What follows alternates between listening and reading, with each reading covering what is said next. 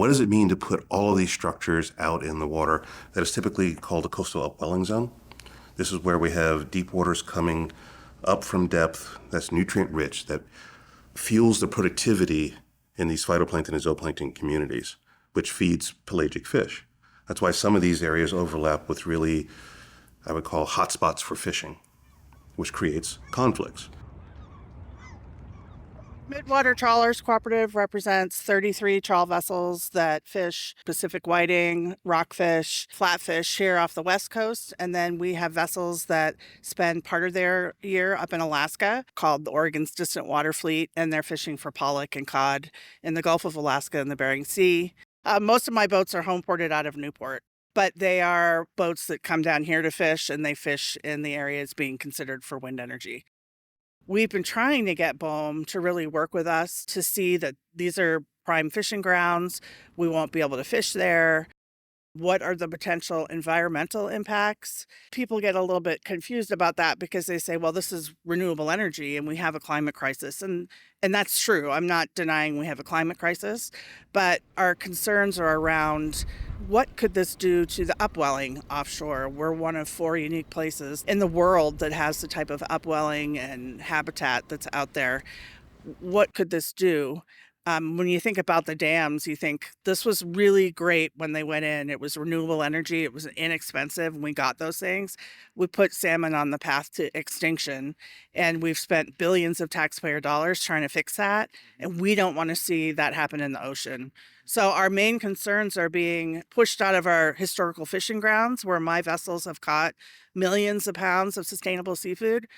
But we're as concerned, if not more concerned, about the potential environmental impacts. And so we need to know what those are before we move forward.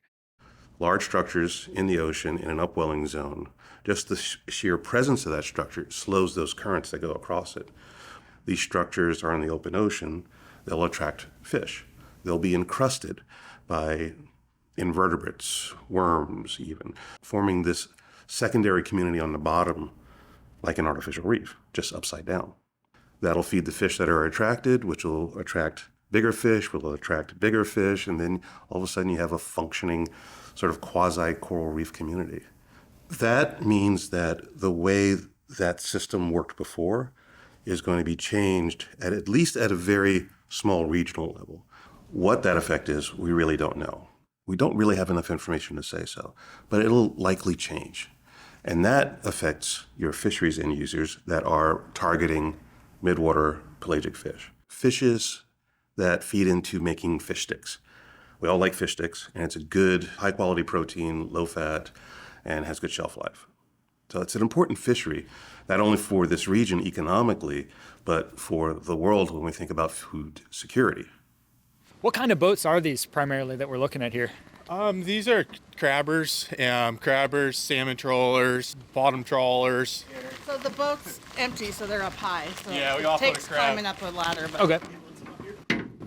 And the deck could be just a little slick here with all the rain. Trawling is where you fish with a net pulled behind the boat. Lots of times a trawl vessel you can tell because they have a ramp on the back called the stern ramp, and that's to pull the net up. Over here we have the net reel on the back of the boat. So whenever you see this kind of thing here, just this big spool basically, that's a sign that it's a trawling boat. Yeah.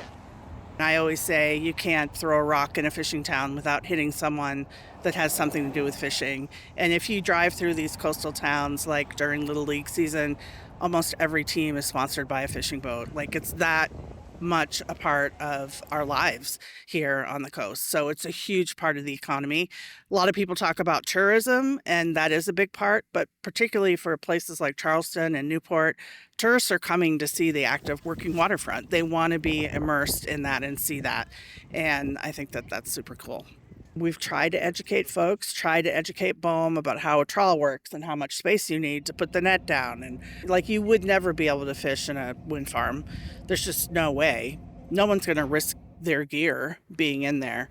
You know, fishermen have a lot of regulations. Places you can fish, places you can't, gear that's legal, gear that's not, places that have higher incidental catch you don't want. So I've had people say, well, just move. Well, that's not how it works. Or they'll say, well, if you can't fish anymore, you can use your boat to bring supplies to and from the wind farm. Besides being deeply offensive, it just shows how little people understand or appreciate the sustainable seafood industry that Oregon has.